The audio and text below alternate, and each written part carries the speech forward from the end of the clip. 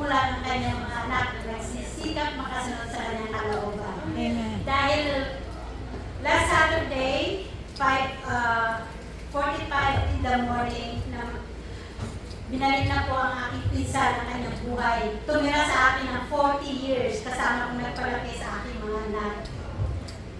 So, sa 1 year, 8 months na siya nagkasakit, ako lahat po ang gumastos, ako lahat ng ano. So, sa awa ng Diyos, hindi niya ako pinagkulang.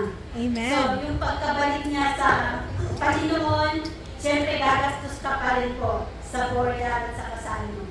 Pero God is so good dahil hindi niya ako pinagkulang, dahil may hindi po siya na tao na tumulong sa akin, na binayaran niya lahat ng sa funeral at sa kasal, lahat ng ano. So, binayaran niya lahat. Ang pamangkin ko po, hinot po ng Panginoon, dahil sabi niya nung nabalitaan niya na nalagot na ng hininga ng aking pinsan, tumawag sa aking mga anak.